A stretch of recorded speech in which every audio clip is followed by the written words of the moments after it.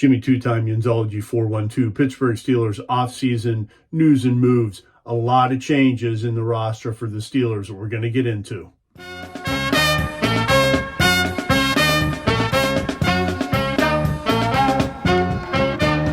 A lot of the transactions that the Steelers are going through right now really help shore up some of the glaring needs and glaring holes that we had in our roster last year. Number one, Russell Wilson coming in gives some immediate competition to Kenny Pickett. The best comes out in competition, so hoping that Kenny really steps up. And if not, Russell Wilson is a proven veteran, and he'll be able to actually lead the charge as well on that one-year deal. Sad to see Mason Rudolph walk into Tennessee. Great player, great teammate. I wish him well. He definitely helped out the Steelers in a time of need last year and over the past 6 years, really. Number two, we did address a punter position with Johnston from the Texans. He is top 5 inside the 20, lowest touchbacks, top 5 with lowest touchbacks. He is top 10 really with net yards per punt. So definitely an upgrade with regards to where we were last year. I love Patrick Queen. I think Patrick Queen was a stud coming out of college, coming out of LSU.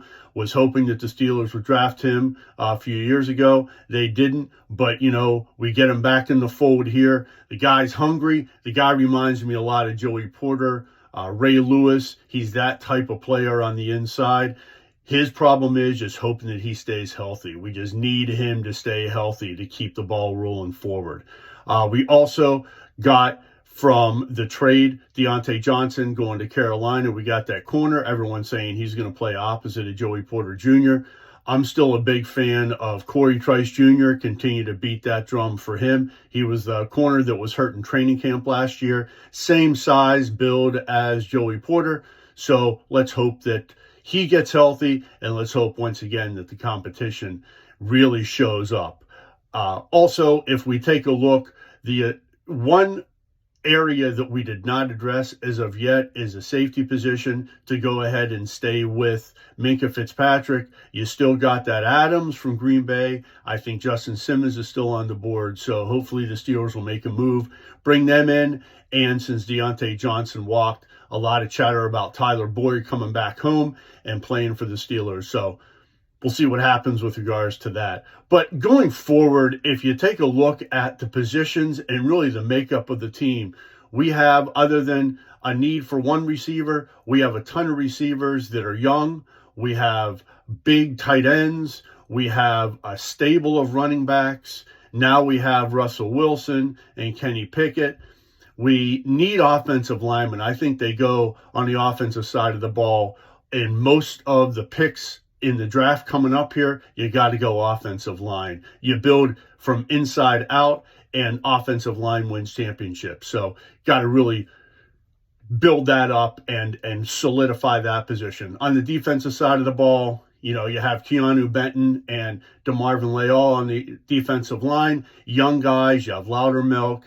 On the linebacker position, you sign Patrick Queen, who's fairly young. You still have T.J. Watt and Alex Highsmith along with Herbig on the outside, so you're solidified there. Definitely solid and young talent.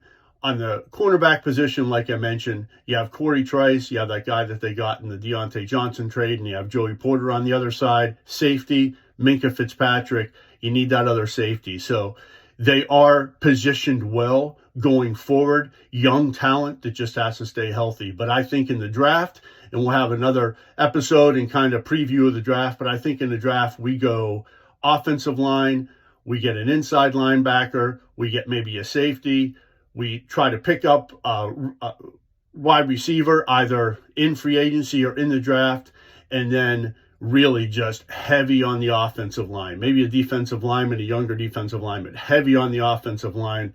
There's a tackle from Georgia who's a stud, and then we go ahead and try to get that center that everyone's talking about as well. Try to make a little bit of a trade to move up in the second round and get that center. And then you have 3/5 of the offensive line that are all 22, 23 years old. So let's hope for that. But like I said, we'll go ahead and have a little bit of a preview before the draft comes up. But until then, let's keep hoping that the Steelers make good moves and go ahead and plug some holes that were glaring last year. And I'm Jimmy Two Time, and I'm out.